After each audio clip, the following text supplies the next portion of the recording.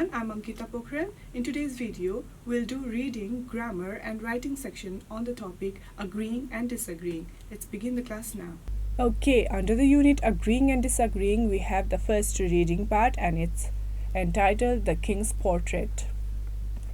So portrait here refers to pictures. Okay, let's read the text. Once there lived a king. He had only one leg and one eye. He was very intelligent and kind. Everyone in his kingdom lived happily under his rule. One day, the king was walking through the palace hallway. He noticed the portraits of his forefathers. He thought, one day my children will see these portraits and remember their forefathers. The king, however, did not have his portrait. How will my painting look like? He wondered.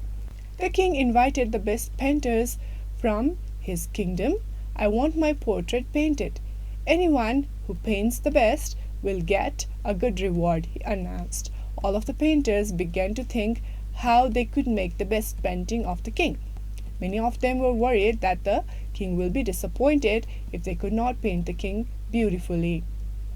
So, one by one, they made excuses and denied to make the portrait.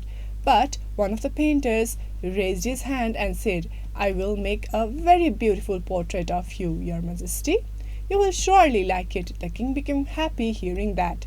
The other painters got curious. The king gave him the permission to make his portrait.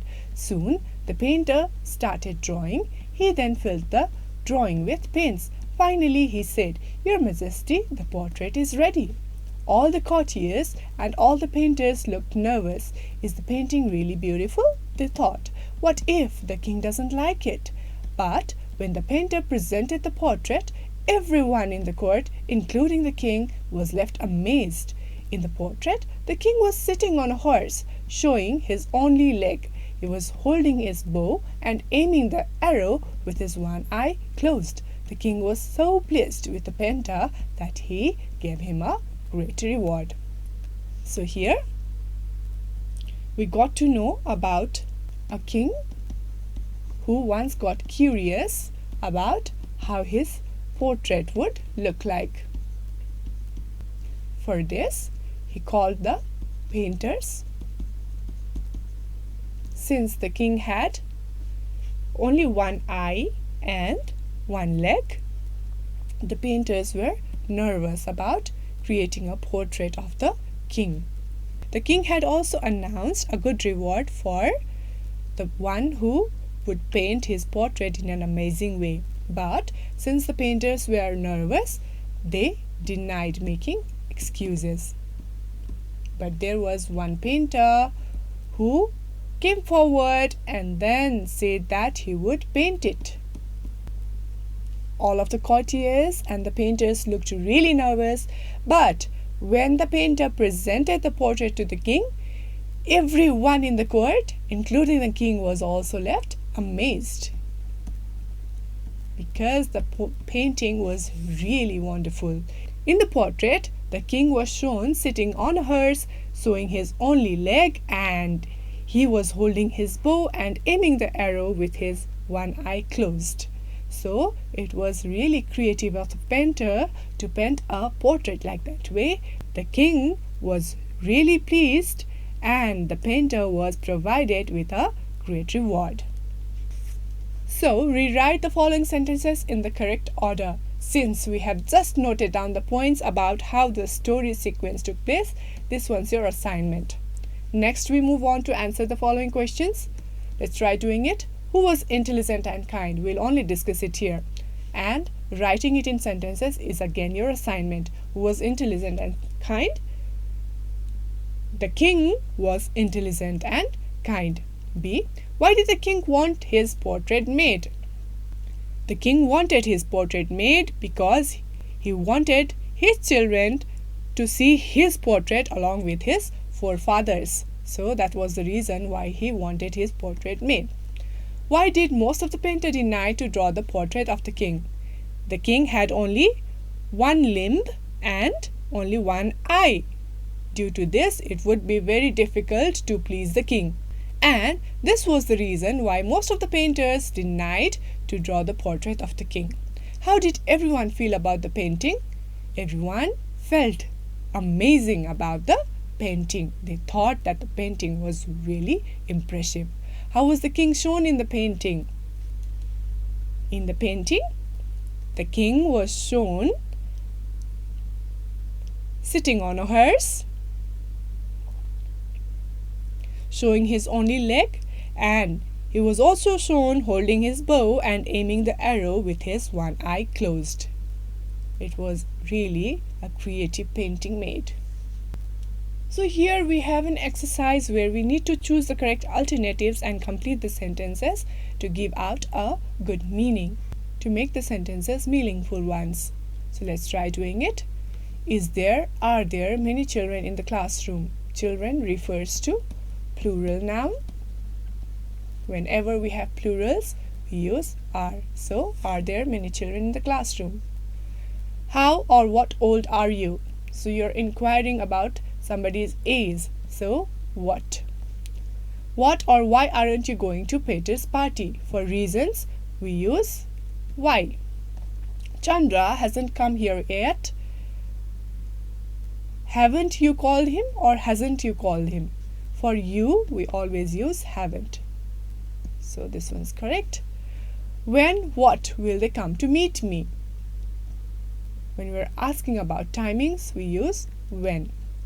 Which book are you are reading now? Since it's a question, we use are before you. So, are you? Which book are you reading now? I brush my teeth twice a day. How often do you do it? We're asking about the frequency. So, how often? Do you like to have tea or coffee? So, if you're asking about somebody's likings, we use do you like. Where or how much do you walk?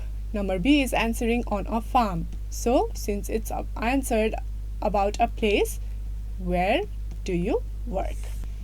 Change the following statements into questions. Use the question words from the brackets. Sheila is a teacher. So, you use the word given in the bracket to make questions to all the statements given. Let's try doing it a few together. Sheila is a teacher. So, we use who to make a question. Who is Sheila? The answer comes as Sheila is a teacher. Let's go to number D then. The remaining ones that we don't discuss is your assignment, okay? Again, we have who. Syam Aryal teaches us English. How do you make it into question using who? Who teaches you English? Now we have the answer as Syam Aryal teaches us English. Let's go to YG. I don't like him because he is an evil. So we're using why to get this answer. Why don't you like him? When you ask this question, there's a probability to get a statement like this way. Okay? So the remainings is your assignment. Try doing it. It's really interesting. So let's go to reading part 2, and it's all about growing up in a joint family. Let's read. Would you believe 15 people living in the same house for years? Believe me, I was the part of it when I was growing up. Joint family culture in Nepal was very common until few years ago. However, the number of such families is decreasing with time. In my experience, growing up in a joint family is one of the best things that happened to me in my life. I agree there are pros and cons of joint family, but I would say we have more advantages than disadvantages. We hardly get bored in a joint family. We always have someone to talk and play. These days, people look for social network because people do not have anyone to talk, spend time and express their feelings. In a joint family, we learn how to be social. We learn how to behave with the elders and younger ones. When the family is big, we learn to follow the timetable. We naturally become disciplined as we follow the daily routine. We also learn to respect the elders. We share our gadgets, dress, and food with our cousins. These are small things, but this helps us grow up as a caring person. I remember we all family members together used to do all works by ourselves. Our work got divided. We did not need depend on other people for our work. Nowadays, we use Facebook, WhatsApp, Twitter, and other social media applications to get connected to each other. In a joint family, we have family members to talk and share our feelings with. I think we also learn to manage our emotions when we live in a joint family. This is because we experience both positive and negative behavior of the people around us frequently. We can always enjoy the festivals more when we have a bigger family. We can share our problems with our family members. We always get support on personal problems. In my case, my grandparents always had love and support to me. So let's quickly break down the text, which explains about the positive things of having a joint family. So the text explains about large households. Here it says that up to 15 people living together was common. The next thing the text explains is the advantages outweigh the disadvantages. We get to know that there are a lot of advantages as the speaker shares positive experiences. The next thing is social benefits. The speaker says that they never feel bored and they have always someone to talk to. It also develops social skills being in a joint family. The speaker also explains about discipline and routine, as they always have to follow schedules and they learn to respect elders and have empathy over one another when they are living in a joint family. Sharing is the next thing, as in a joint family, the family members, share gadgets, clothes, and foods.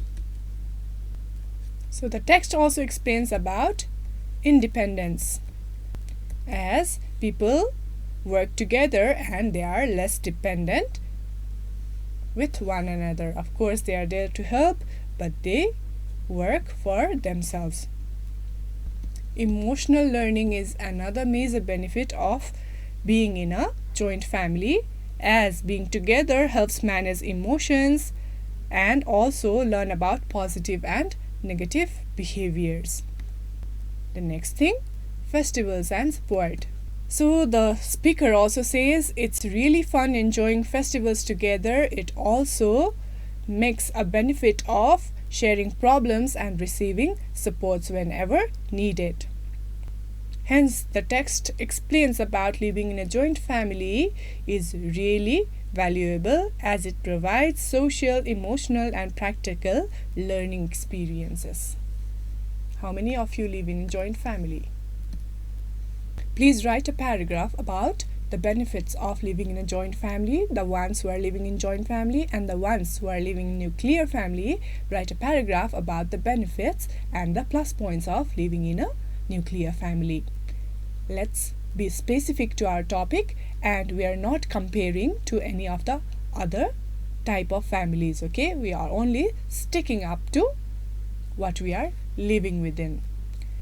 Now we have an exercise here where we need to fill in the gaps with one of the suitable words or phrases given in the box, and for our ease, one of the work has been done as an example. They are not buying the house, it's too expensive. We should not include him in our team. He runs too slowly. Do we have dash to complete the text? Do we have enough time to complete the test?